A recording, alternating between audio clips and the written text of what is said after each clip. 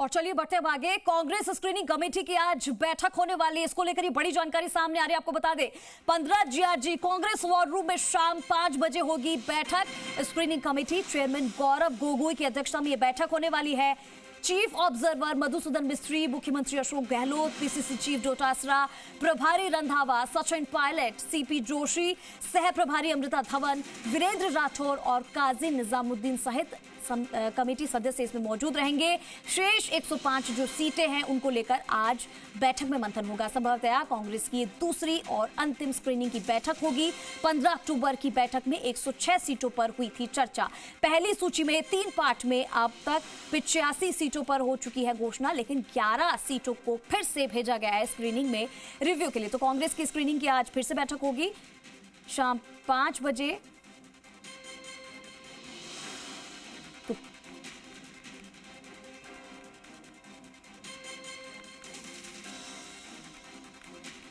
और इसी के साथ इस खबर पर ज्यादा जानकारी के लिए दिल्ली से हमारे साथ निजाम लाइव जुड़ चुके हैं। निजाम, आपके पास मैं आना चाहूंगी। देखिए, ये एक बार फिर से स्क्रीनिंग की बैठक है, कांग्रेस की कमेटी की बैठक आज होने वाली है। इसको लेकर पहले तो क्या ज्यादा अपडेट है वो जरा दर्शकों को बता दीजिए। देखिए कि बिल्कुल विधानसभा चुनाव को लेकर जिस तरीके से 200 सीटों में से अब तक 106 सीटों पर जो 17 अक्टूबर की पहली स्क्रीनिंग कमेटी की बैठक हुई थी कांग्रेस में, उसमें 106 सीटों पर मंथन हुआ और उसके बाद जो है सीसी की अनुमति मिलने के बाद 95 सीटों पर जो है प्रत्याशी घोषित कर दी गई।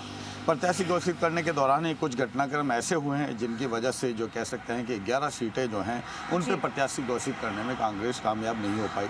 इसके साथ ही जो शेष बची हुई सीटें थी उन पे भी आज दूसरी लिस्ट में मंथन किया जाना था, लेकिन अब जो 11 सीटें बची हुई थी पहली सीईसी के दौरान जिन पर चर्चा हुई थी, मंथन हुआ था, आखिरकार फाइनली अब जो है ये दूसरी कांग्रेस की और अंतिम जो कह सकते हैं स्क्रीनिंग कमेटी की बैठक हो सकती है विधानसभा चुनाव के लिए।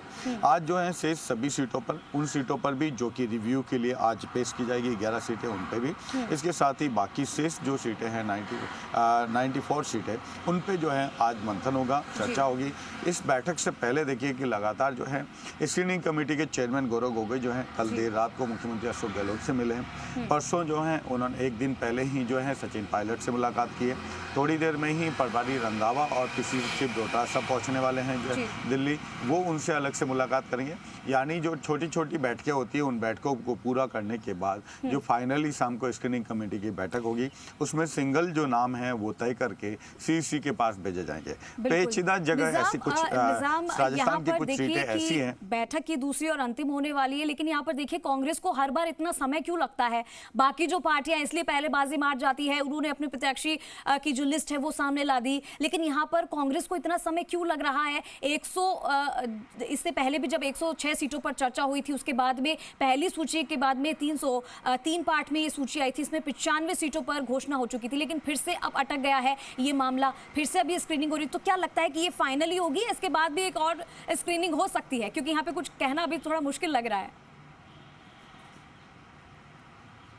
देखिए, कुछ सीटें ऐसी है राजस्थान की जो सीटें अंतिम समय तक तय नहीं हो पाती। अगर आप राजस्थान में कांग्रेस के इतिहास को देखें तो ऐसी परिस्थितियां बनी रही हैं कि जिस दिन अंतिम नामांकन का अंतिम दिन होता है उस दिन तक ये सीटों का बंटवारा होता है, टिकट वितरित होते हैं। इसके कारण भी है, इसके कारण है कि राजस्थान में कुछ सीटें ऐसी हैं जहाँ पर हर व्यक्ति चाहता है कि वो अपने परिवार कुछ सीटें दिलाए। अभी आप कहें तो वर्तमान में जो 3 सीटें ऐसी है जिसकी वजह से बहुत सारी ऊहापोह बदल गई। दूसरा जो खेमे की बातें आती है, गहलोत खेमा और पायलट खेमा, उसमें भी कई चीज़ें राज छुपे होते हैं। जैसे कि आप देखिए, आप खिलाड़ी लाल बैरवा को बहुत क्लियरली गहलोत विरोधी माना जाता है और सचिन पायलट के बहुत कट्टर समर्थक माने जाते हैं, और वो किसी भी मौके पर जो है सरकार की आलोचना करने से भी नहीं बचे।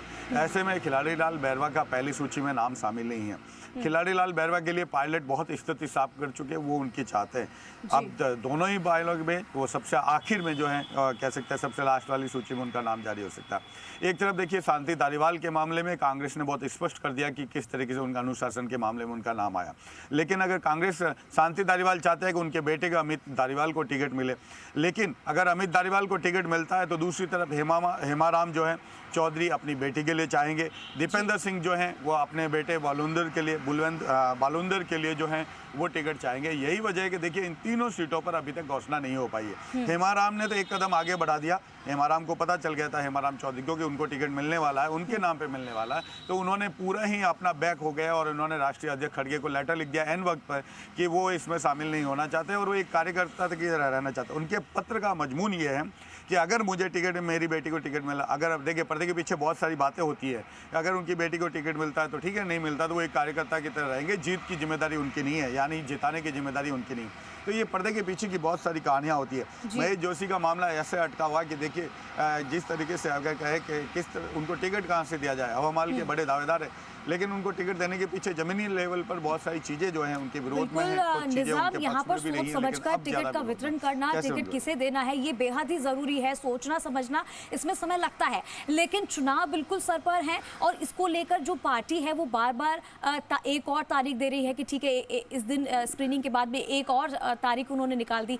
ठीक है, यहाँ पर मंथन होना बेहद जरूरी, लेकिन ये जो समय है ये बहुत ही धीरे धीरे व्यतीत कर रही है और साथ में हो सकता है कि इसको लेकर अब कांग्रेस बहुत ज्यादा समय लगा रही है, इसीलिए भी कि उन्हें सोचना पड़ रहा है कि किसको टिकट देनी है किसको नहीं। लेकिन इस मामले में अगर बीजेपी को देखा जाए, इसके टक्कर में आमने सामने दोनों पार्टियां हैं। बीजेपी ने तुरंत अपने प्रत्याशियों के नाम सामने घोषणा कर दी और उन्होंने दूसरी लिस्ट भी बहुत जल्दी कर दी थी। हमने देखा था पिछली बार जब पहली लिस्ट आने वाली थी उसमें भी समय लगा था, राहुल गांधी और खड़गे जी जो है वो लगातार सीटों को लेकर मंथन कर रहे थे, सोच विचार बहुत ज्यादा हो रहा था। इस बार लग रहा है कि कांग्रेस जो है वो बेहद ही मंथन करके अपने प्रत्याशियों को उतारना चाहती है कि कोई भी तरीके का रिस्क यहाँ पे नहीं लेना चाहती निजाम। इसका बड़ा कारण जो है संगठन है। अगर देखेंगे बीजेपी में संगठन के तौर पे एक बहुत बड़ी मजबूती है, नीचे जमीनी लेवल पे संगठन बहुत मजबूत है। कांग्रेस का संगठन जो है सत्ता में होने के बावजूद भी यही सभी स्वीकार करते हैं और कई बार ये पर्दे के पीछे भी कह सकते हैं और ऑन ऑफ द कैमरा भी मानते हैं कि राजस्थान में नहीं पूरे देश में देखिए कि कांग्रेस का संगठन अब धीरे धीरे वापस पकड़ कर रहा है।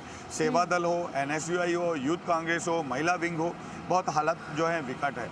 ऐसी स्थितियों में यही नतीजे होते हैं और यही कारण होता है कि टिकट के एन वक्त पर कई चीजें जो प्रत्याशी बृहद प्रत्याशी है, एक सीट पे उनके 57 दावेदार है, लेकिन जो मजबूत दावेदार को ढूंढ पाना बड़ी मुश्किल हो जाती है ऐसी स्थितियों में कि जब संगठन मजबूत नहीं होते। बेशक कांग्रेस का राजस्थान में सरकार रही है, लेकिन एक बात यह भी है कि संगठन के तौर पर देखा जाए तो 2.5 साल तक उनके पास नियुक्तियां नहीं हुई, तो इसका प्रभाव होता है और जमीनी स्तर पर यह प्रभाव अंतिम समय में नजर आता है। लेकिन इस मामले में बीजेपी जरूर एक कदम नहीं कई कदम कांग्रेस से आगे रही कि उन्होंने संगठन को मजबूत बनाए रखा। बिल्कुल निजाम, आप सही कह रहे हैं कि संगठन होना पार्टी में बहुत जरूरी है, लेकिन यहाँ पे कांग्रेस में ये कम देखने को मिला और साथ ही काफी समय भी इन्होंने यहाँ पे एक तरह से कह सकते हैं कि निकाल दिया। अब तक इन चीजों पर काम हो जाना चाहिए था, लेकिन यहाँ पे बीजेपी जो है वो कांग्रेस से कई कदम आगे नजर जाती हुई दिख रही है। तो यहाँ पे क्या इसका खामियाजा कहीं ना कहीं कांग्रेस पार्टी में देखने को मिल सकता है आने वाले चुनाव के दिनों में? देखिए इससे कोई इनकार नहीं कर सकता कि सचिन पायलट और अशोक गहलोत के बीच जो सड़क से लेकर अदालत तक तो अदावत चली और जिसका नतीजा क्या रहा, उसका नतीजा रहा कि एक एक्सीडेंटल PCC चीफ मिले। अगर गोविंद डोटासरा को देखा जाए तो वो एक्सीडेंटल PCC चीफ है, वो एक तरह से एक पूरी कवायद के बीच नहीं, क्योंकि सचिन पायलट को अचानक से उस पूरे कह सकते हैं बगावत के दौरान हटाया गया और PCC चीफ डोटासरा को बनाया गया था, तो वो एक्सीडेंटल PCC चीफ मिले और उसके बाद उन्होंने अपने सीरियस से बनाए लोगों को। 2 से ज़्यादा साल 2.5 साल तक जो है अलग अलग संगठनों में नियुक्तियां नहीं हुई और नियुक्तियां भी हुई चुनाव से ठीक 3 महीने पहले, 2 महीने पहले, 4 महीने पहले।